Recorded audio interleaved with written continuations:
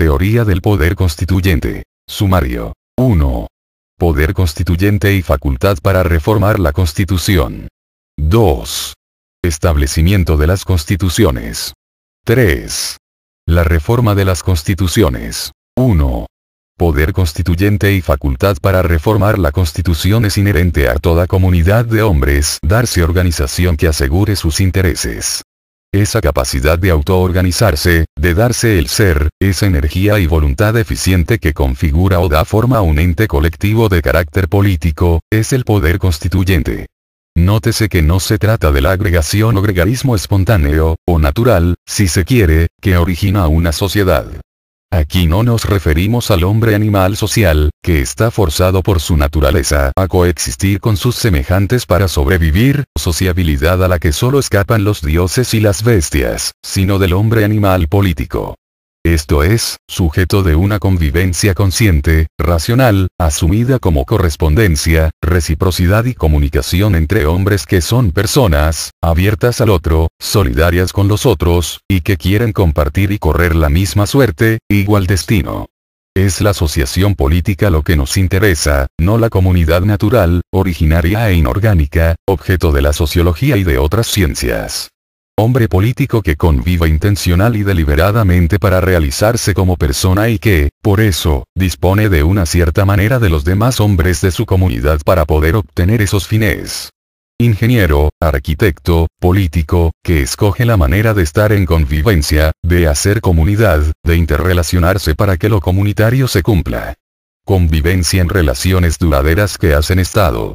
Esto es, animal político que no obra por instinto de supervivencia, de conservación, mecánicamente, sino capaz de dirigir el proceso orgánico de su comunidad, según su propia planificación y normación, es decir, una organización con sentido. A partir de la solidaridad impuesta por el necesario intercambio de bienes y servicios que asegura la vida en común, el hombre es generador de orden, que es acción conjunta y dirigida en el sentido de la historia que, a su vez, retroalimenta la comunidad. Los hombres que constituyen un Estado político, que lo fundan o sustituyen el existente por otro, ejercitan poder constituyente. Quienes tienen esa capacidad, dentro de cada comunidad, son los titulares del poder constituyente. Los padres fundadores, los patricios, los padres de la patria. De manera que no hay titulares innatos ni gratuitos de ese poder, ni titulares abstractos y anónimos, ficticios, como el pueblo, la nación, el soberano. El poder constituyente se manifiesta de manera inmediata y eficaz en el acto constituyente del Estado y, luego, en la normación constitucional del mismo y sus reformas. Por eso se habla de poder constituyente originario y poder constituyente derivado. Aunque, si se es riguroso, solo puede haber un constituyente. A quien decide la constitución de un Estado o su cambio se le califica de constituyente originario. Esta clasificación responde bien a los caracteres de ese poder, que son: A es un poder no recibido, no deriva de otro, nace de sí mismo, es su propia fuente. Porque, precisamente, es del que nacen los demás poderes, los poderes constituidos que conforman el Estado, y del que se deriva su legitimidad. Es, pues, un poder autogenerado. B. Es un poder táctico, político. La decisión constituyente es un hecho, un suceso o un proceso histórico. Es un acto de creación, anterior al Estado y su derecho. Casi siempre es el resultado, en su expresión inicial, de una revolución o de una secesión, de una separación, independencia o descolonización política, por desintegración de una federación o de un imperio. Por lo mismo, el ejercicio del poder constituyente es prejurídico. No está condicionado por normas, ya que es previo al orden jurídico y a la constitución del Estado. En razón de lo cual no puede discutirse su validez jurídica, su legalidad, pues él la crea. Del constituyente justifica política e históricamente su decisión. No tiene que legitimarla, porque en él se origina la legitimidad y, a veces, es el fundador de una nueva legitimidad, si obra por vía revolucionaria. En la respectiva coyuntura política, solo los factores y circunstancias de la realidad determinan el obrar revolucionario. De modo que libre, arbitrariamente, crea el Estado necesario, el que convenga, el que responda al interés del constituyente. Es, entonces, un poder original, incondicional, táctico, antijurídico del que nacen los estados. Pura voluntad política y de organización, el constituyente decide a su modo, teniendo por testigo a la historia. Por todo lo cual, es el poder, valga la expresión, que llena cualquier vacío de poder, el que hace lo que hay que hacer cuando nada hay prescrito. Si es así, toda teoría del constituyente es absolutista, cualquiera que sea su titular. El pueblo, la nación, una élite, un hombre. La decisión constituyente se traduce y concreta en voluntad de organización y de regulación del Estado que genera. Esto significa que, producido el acto constituyente que revela la capacidad de organización política autónoma de un grupo humano, o sea, su posibilidad real de ser Estado, la secuencia obvia es la de dar organización a ese Estado y continuidad en el tiempo a la voluntad constituyente, lo que se realiza adoptando una constitución que regularice su funcionamiento. Organizar es dar forma y regularizar es dictar las normas que conserven esa forma en el futuro, por lo que se prolonga la decisión constituyente, al estabilizarla. Acto constituyente que, como en Iberoamérica, puede coincidir, ser simultáneo, como fue en el acto de emancipación de España. Estado y constitución jurídica son el proceso constituyente original.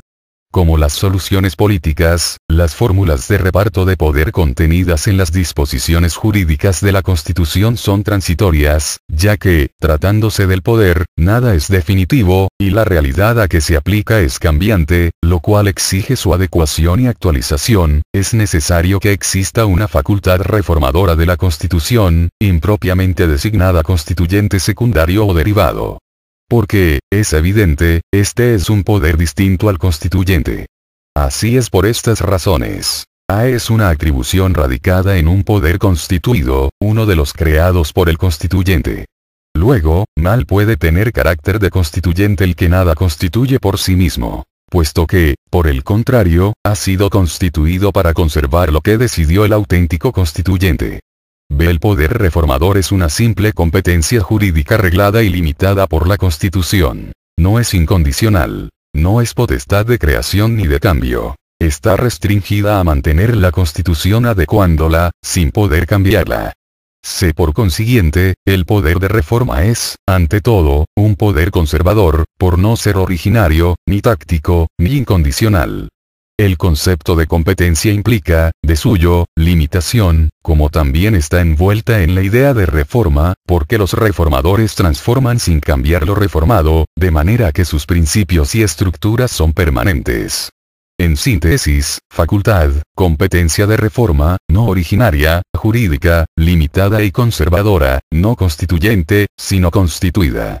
Sin olvidar que el poder constituyente es permanente, no se agota en el acto constituyente, no aparece al fundar el Estado, al darle constitución y continuidad. Porque es un poder inherente a su titular, de su esencia, intransferible, inalienable y soberano. Que no puede delegarse.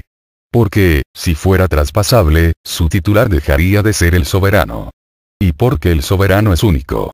Si hubiera un constituyente y otro derivado o secundario habría dos soberanos. Y esto no es lógico. Además, ¿cómo puede concebirse un constituyente constituido? Esto es una contradicción en los términos. No hay más que un constituyente, como no hay más que una fuente de poder y un solo soberano. El poder de reforma incide, recae, sobre materia constitucional, pero no es la causa de la Constitución. Es apenas uno de sus efectos. Por tal carácter, el poder constituyente, después de constituir el Estado, subyace, permanece latente en la normatividad constitucional vigente, que es su voluntad política, bajo forma política.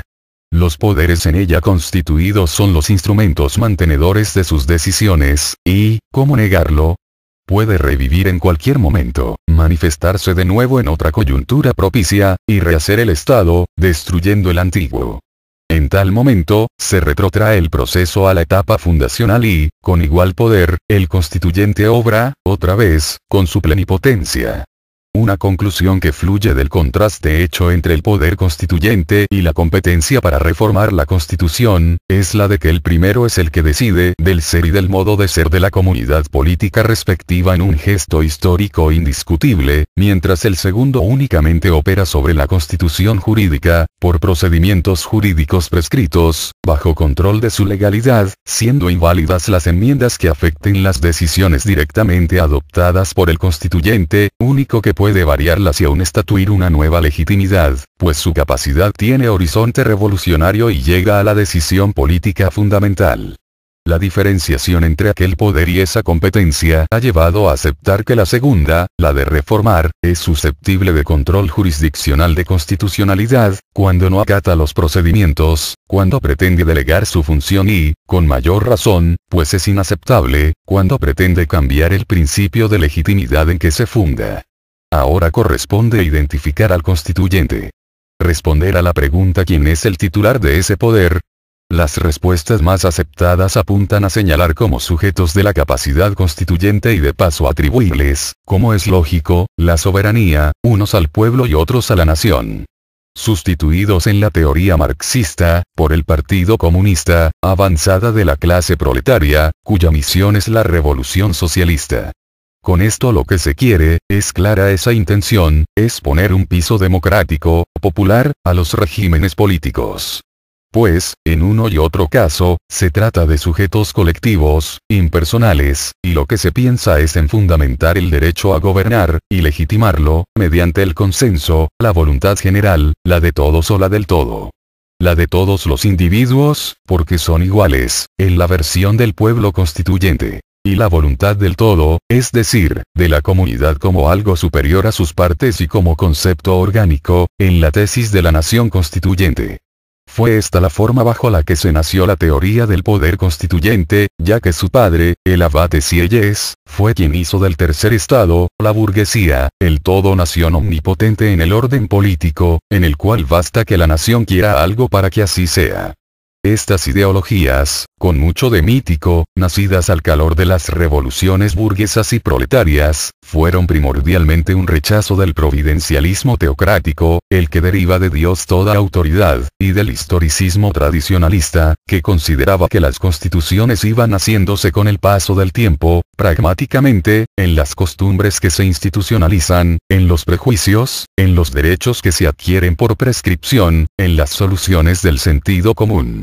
Pero la verdad es que deben descartarse todos los mitos. El pueblo no es una entidad orgánica, no tiene presencia propia. ¿Y qué es una nación? Tierra, raza, religión, lengua, cultura, empresa histórica. ¿Y qué hacer donde el Estado no es un Estado-nación o en los estados multinacionales? ¿Y cómo resolver el caso donde el pueblo aún no es nación o donde aún no es consciente políticamente? ¿Y cuántas clases proletarias hay en cada sociedad? Seamos realistas. Constituyente es el grupo que está en condiciones de adoptar la constitución del Estado y llenar los vacíos de poder que no tienen solución prevista en la constitución vigente, según la sabia respuesta de Carl Schmitt a lo largo de toda su admirable construcción teórica. Esto es, que cualquier grupo está en potencia de ser constituyente, según el momento y la circunstancia. Puede serlo, y ya lo ha sido, uno clase social o sus dirigentes. Uno casta, como la sacerdotal o la militar, y los ejemplos abundan ayer y hoy en todos los países. La inteligencia, los intelectuales, capaces de promover un cambio de mentalidad. Y, en general, cualquiera de los factores de poder de una sociedad que puedan real y eficazmente cambiar los usos, no tan solo corregir los abusos, como en la fórmula de Ortega y Gasset, de un pueblo aceleradamente, en transición, en revolución genuina, de modo irregular, o sea, en contra del régimen vigente. No es invariable la titularidad de este poder. Cambia de sujeto, de residencia. Y es impredecible en quien está latente esa capacidad. A veces desciende a un hombre. Moisés, Solón, Licurgo, los grandes legisladores de la historia. El pueblo, en la calle, se amotina y destruye, pero no decide, ni crea, ni organiza. A veces, el poder constituyente se toma restaurador, reconstituye un régimen abolido. O toma la fisonomía y los métodos de la contrarrevolución. Eso fue Bonaparte y también Gorbachev. Cambia o recrea el Estado. Es el factotum de la política. Pero no puede trabajar contra el tiempo, sin cuya colaboración lo prematuro es un fracaso, ni puede obrar por fuera de la historia y a partir de cero. El pueblo no es un convidado de piedra en los procesos constituyentes. Pero, ni es el principio generador, con raras excepciones, ni es el actor principal. Puede ser un promotor que propicia el ambiente de cambio, como animador del estallido, revolucionario y destructor del orden viejo. Pero, casi siempre, su papel es de apoyo, de ratificación y legitimación del cambio y de la nueva dirigencia. Está claro. No puede ejercerse el poder constituyente en el vacío. No puede ejercerse el poder constituyente sin el pueblo. Pero no es el pueblo el factor decisorio, sino el condicionante del proceso, al impulsarlo o consolidarlo. En nuestro tiempo cuentan, cada vez más, la presión de la opinión internacional, así como de las instituciones de tal naturaleza en los grandes cambios institucionales.